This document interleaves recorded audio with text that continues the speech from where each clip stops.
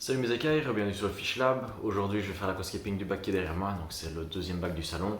J'ai décidé de partir sur un biotope africain fluviatile avec des espèces africaines qu'on rencontre moins souvent en aquarophilie, puisque d'habitude on voit souvent les espèces du lac Tanganyika, du lac Malawi. Donc ici on va faire un petit mix avec d'autres espèces mais qui viennent des fleuves d'Afrique.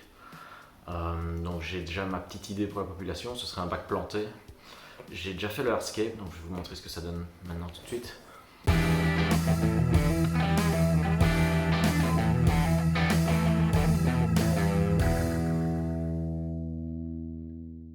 Donc pour ce scape, j'aimerais bien reprendre ces trois racines Ada euh, que j'ai acheté chez mon ami Booba Shrimp. Il m'a fait un bon prix. Donc c'est des racines qui ont été présélectionnées par Aqua Design Amano parce qu'elles ont vraiment des formes qui se prêtent bien à l'aquascaping. Donc ça c'est ma meilleure pièce.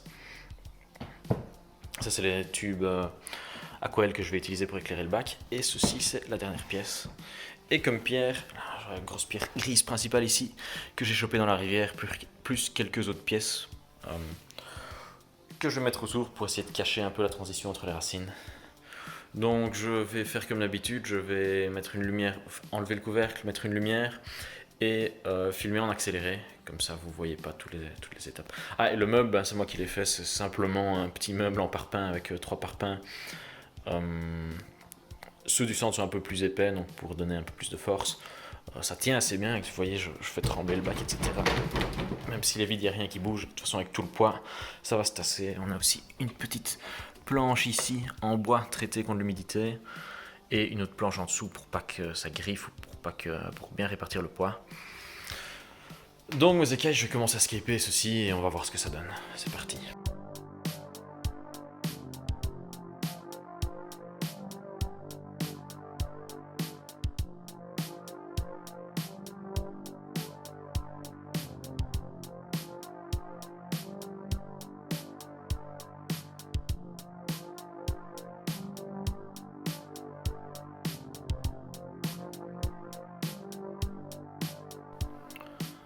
Donc c'est un bac de 240 litres brut, il fait 1,20 m de façade sur 40 sur 50 de haut, donc ça fait 120 litres.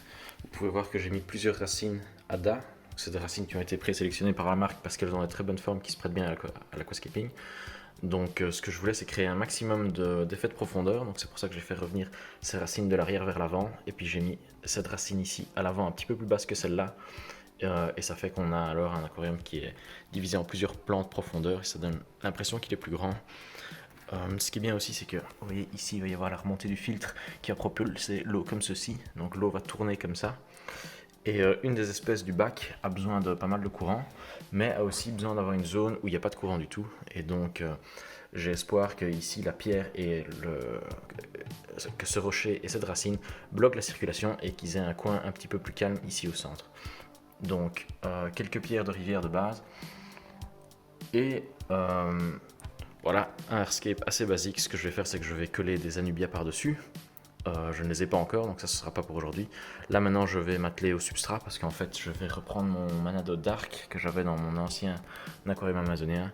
Le problème c'est qu'il était mélangé avec du substrat nutritif que j'avais mis en dessous. Plus avec le temps il s'est rempli de déchets de poissons. Donc là maintenant j'ai une grosse mission nettoyage de substrat devant moi. Je vais attaquer ça maintenant et comme ça quand j'aurai fini je continue ici et je vous montre que je remplis ceci avec du substrat et ensuite je pourrai passer ma commande de poissons et de plantes plus le matos. Bon, il y aura sûrement un Jaeger et Heim caché là derrière dans le compartiment de filtre.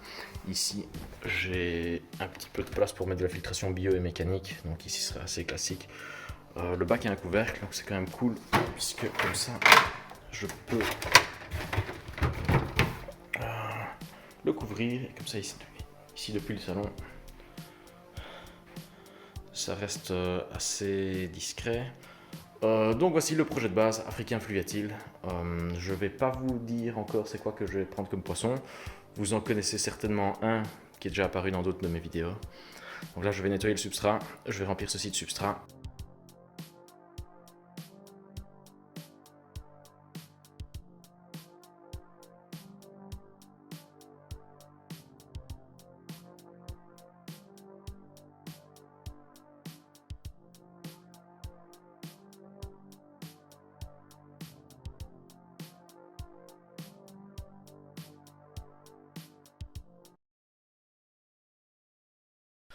Donc voilà mes écailles, le hardscape est prêt, je vais le laisser comme ça. Je trouve ça assez harmonieux, donc on va partir là-dessus. Je reviens du magasin de poissons où j'ai acheté quelques anubias, puisque comme vous le savez c'est un bac qui va devenir un biotope africain fluvial. Donc je suis parti sur les plantes africaines, comme les anubias. Et ici c'est un client du magasin qui avait ramené cette anubia-ci et me fait vraiment un bon prix, donc c'est sympa. Et ce que j'ai pris aussi c'est des anubias congruensis. Donc c'est celle-ci, avec des feuilles allongées comme ça. J'en ai 3. C'est les plantes épiphytes, donc c'est chaque fois des plantes que je dois accrocher sur des racines. Donc 3 anubias congruensis, plus un pied mère de la même plante, donc encore une anubia congruensis, assez balèze. Donc on a 3 petites, une grande, plus ceci. Je vais tester un petit peu des dispositions et puis je vais vous montrer comment je les accroche. Voilà mes écailles, juste pour vous montrer, donc j'ai pris un petit galet comme celui-ci et j'ai accroché la plante, j'ai serré bien fort le rhizome avec ce colson de façon à ce qu'il soit bien serré et que ça ne puisse pas bouger. Et donc ça va me permettre de placer l'anubia et en fonction de comment elle grandit et de comment le bac évolue, de pouvoir la déplacer. Et donc ça rend les choses plus faciles parce que par exemple toutes les anubias que vous voyez là, je les ai accrochées avec des colsons directement sur le bois. Et comme elles sont accrochées, c'est beaucoup plus difficile de les déplacer. Ça veut dire que je dois à chaque fois couper le colson, puis arracher les anubias parce qu'avec le temps les racines s'accrochent sur le bois, tandis que les 3 petites que j'ai achetées ici elles seront complètement mobiles, donc ça ce sera beaucoup plus facile par la suite.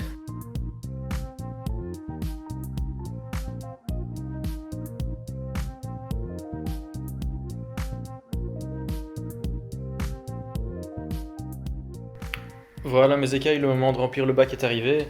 Par la suite j'ajouterai encore des plantes ici, mais comme c'est du Manado Dark, la granulométrie est assez bien, donc je pourrais simplement les planter. Donc je ne dois pas forcément faire un dry start, ici je dois mettre l'eau parce que les anubias doivent rester dans l'humidité pour ne pas sécher. Donc voici plus ou moins le résultat, j'en suis assez content. On va voir ce que ça donne une fois que ce sera sous eau. Donc les anubias qui peuvent être déplacées, c'est celle-ci, celle-là et celle-là. Donc ces deux-ci, donc ça c'est le pied mère qui s'est divisé en deux quand je l'ai dépoté. Je les ai simplement enfoncés dans des creux de la racine, donc si ça se trouve ils vont remonter à la surface. Donc on verra. Je vais déjà mettre l'eau. J'ai ramené 60 litres d'eau osmosée. J'ai des artémias vivants aussi, mais ça c'est pour un autre bac. Donc 60 litres, et puis après je mettrai le reste. Ce que je vais peut-être faire, c'est parce que j'aimerais bien avoir une plus grande proportion d'eau osmosée. Si ici c'est un 240, ça veut dire que ça ferait combien de litres net? Ça ferait plus ou moins, je sais pas, 150 litres net. 60 litres sur 150, c'est quand même pas beaucoup. C'est peut-être un peu plus d'un tiers, donc j'aimerais quand même faire moite-moite. Donc si j'arrive pas à remplir complètement, j'enlèverai l'anubia qui est là au-dessus, je la laisserai tremper dans l'eau et puis j'irai rechercher de l'eau osmosée pour finir. On va voir jusqu'où on arrive au niveau de la hauteur du bac. Ce substrat, je l'ai bien nettoyé, il était dans mon bac précédent, mais ça ne m'étonnerait pas que comme il est assez poreux, il rejette encore plein de crasse du bac précédent. Donc ça, on va voir. Ce que je vais faire, c'est que je vais essayer de diriger le jet sur cette pierre. Comme ça, ça ne va pas creuser et ça va limiter un petit peu les crasses en suspension dans la colonne d'eau.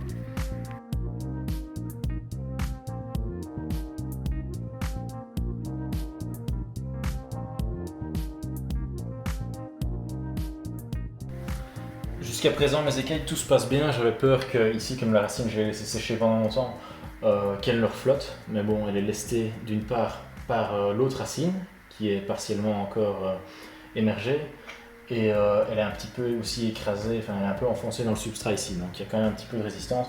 Ici, elle est complètement submergée et elle ne menace pas de remonter à la surface. Donc ça, c'est une bonne nouvelle. Et en versant, j'ai remué le substrat qu'il y a là derrière et je remarque qu'il y a quand même très peu de crasses qui reviennent en suspension dans l'eau, donc ça veut dire que le substrat est quand même relativement propre, donc ça c'est très très cool. Donc pour pas que cette plante là ne sèche, je vais remettre l'équivalent en eau du robinet progressivement, et à chaque fois que j'ajoute un bidon de 20 litres et que je vois le niveau monter, je vais tester les TDS pour savoir plus ou moins où je me situe. En général, les poissons africains sont assez résistants, donc même si j'ai pas une eau hyper douce, ça devrait le faire, je ne me tracasse pas trop au niveau osmotique. Donc mes écailles, j'ai mon petit appareil pour tester la conductivité. Donc je vais voir, normalement ici il n'y a que de l'eau osmosée, donc ça devrait être très bas. Ça devrait être à 0, sauf si les résines ont été changées il y a longtemps, bah, du coup parfois il y a un petit peu de dureté qui arrive à passer à travers l'osmoseur. Ensuite ici c'est un substrat où il y avait déjà des crasses dedans, donc ça peut aussi influencer un petit peu la conductivité. Et aussi le calibrage de l'appareil, s'il n'est pas parfaitement calibré, on peut avoir un résultat un petit peu biaisé. Donc ici normalement ça devrait être assez proche de 0, j'espère en tout cas en dessous de 50. Donc il y a deux modes, il y a un mode pour avoir les micro-Siemens et les ppm. Moi je mesure toujours en ppm, 34. Donc c'est relativement bien. Pour vous donner une idée, dans les bacs amazoniens, moi j'essaye d'être aux alentours de 250, entre 250 et 350. Et l'eau du robinet, j'ai en tête qu'elle sort à 500 et quelques. Voilà, mon eau du robinet est à 452. L'eau osmosée dans le bac est à 30, 34. Et ici, l'eau de mon amazonien, on va tester, elle est à 275. Ici, je pense qu'il y a moyen de l'avoir aux alentours de 300.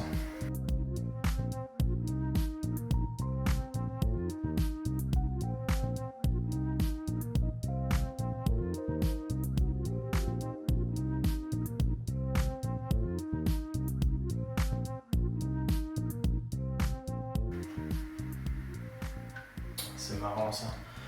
Je teste de ce côté-ci du bac où j'ai versé l'eau et on se retrouve avec une conductivité de entre 180 et 200. Quand je teste de l'autre côté du bac, ici, ma conductivité est beaucoup plus basse. C'est parce que l'eau n'a pas encore eu l'occasion de bien circuler et de se mettre à un niveau homogène. Voilà, ça monte tout doucement de ce côté-ci. J'imagine que ça descend tout doucement de ce côté-là.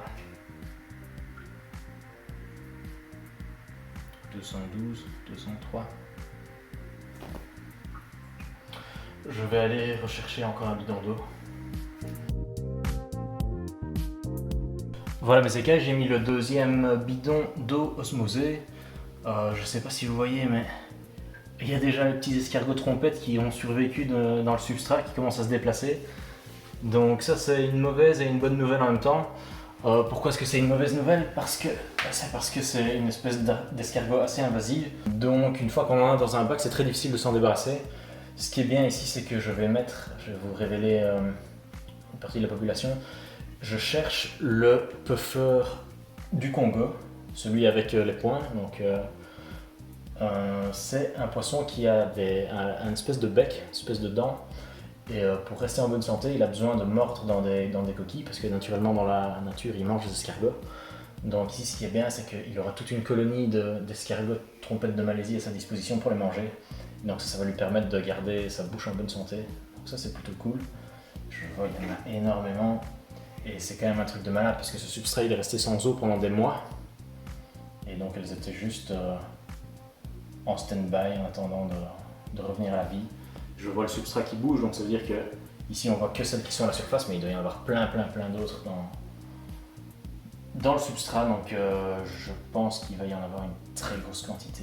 Elles sont quand même positives dans le bac parce qu'elles aident à manger toutes les crasses qui arrivent dans le fond et à remuer un petit peu le substrat, donc à l'oxygéner pour éviter qu'il se crée des espèces de bulles de gaz toxiques avec par exemple si on a des crasses dans le fond qui arrivent et qui restent et qui macèrent.